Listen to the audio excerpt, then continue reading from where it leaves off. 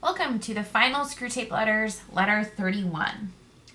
So this is the end of the book, the inexplicable end, and the patient has died and gone to heaven. So the demons have lost, and Wormwood will end up paying the price. So the letter starts out with Screwtape revealing his love that he's always had for Wormwood. And we find out, he says, I think they will give you to me now, or a bit of you. So Screwtape will consume some or all of Wormwood. Remember that love for the demons is the absorption of the weaker by the stronger. And as we said in the last letter, their justice in hell is bring food home or you become food. So Wormwood's going to become food. So he's in heaven. The patient has died, has slipped through Wormwood's fingers, and the moment he died, there was a sudden clearing of the patient's eyes, and he saw Wormwood for the first time. He recognized the part that Wormwood had had in him and in his life, and knew that he no longer had that part. So instant clarity, the moment of his death. And this is great. He says, just think and let it be the beginning of your agony when he felt what he felt at that moment, as if a scab had fallen from an old sore, as if he were emerging from a hideous shell-like tetter, as if he shuffled off for good and all a defiled, wet, clinging garment. So he has gone through this phase of complete cleansing, of purification. So he's shaking off all temptations, the influence of the demons, and undergoing a complete cleansing.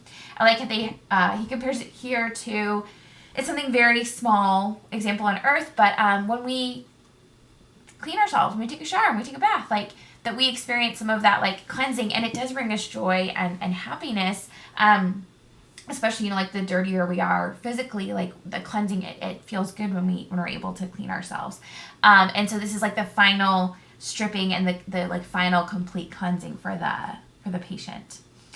They talk about how easily the patient got through it, right? No gradual misgivings, no doctor's sentence, no nursing home, no operating theater, no false hopes of life, sheer instantaneous liberation.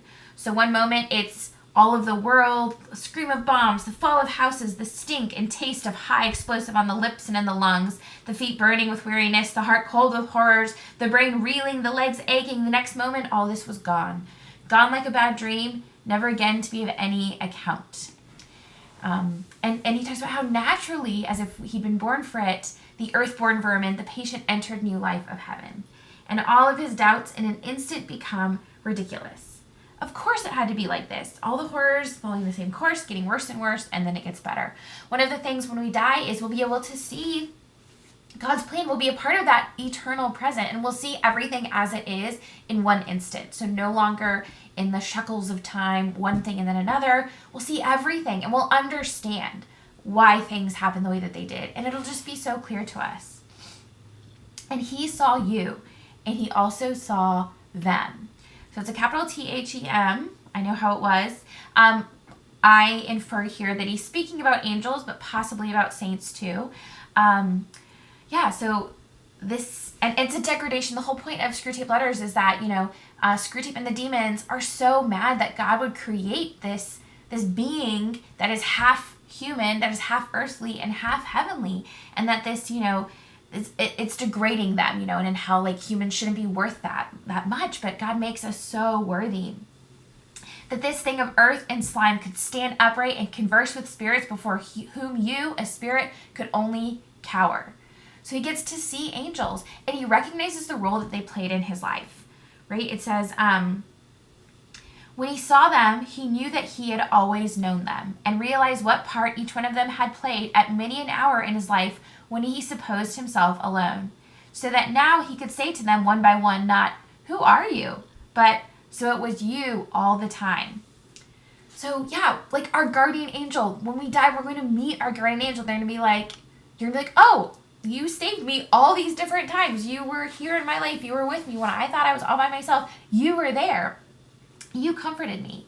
It says the dim consciousness of friends about him, which has haunted his solitude from infancy, was now at last explained. That central music in every pure experience, which is always just evaded memory, was now at last recovered. Right? So just this beautiful, beautiful moment. It says he saw not only them, he saw him. This animal, this thing begotten in a bed, could look on him. God.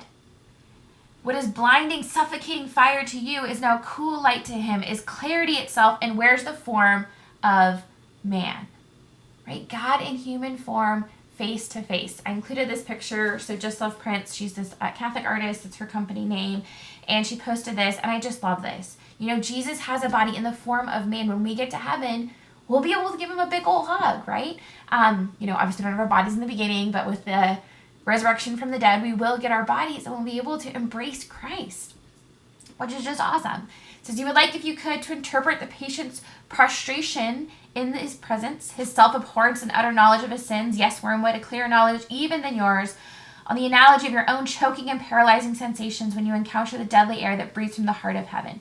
So the patient falls down on his knees in God's presence, and Wormwood is thinking, oh, it's probably because he can't stand the God and he can't stand this up here, but that's nonsense. It says pains he may still have to encounter, but they embrace those pains. So the patient, in God's face as humans, we see ourselves as we truly were and as we truly are. And there is some self-abhorrence with that, right? That I'm a little bit disgusted with myself and all the things I've done and all these things. But the point is that we're in this realm of mercy and beauty, and we embrace those pains of self-knowledge, but we prefer those pains of heaven to any earthly pleasure.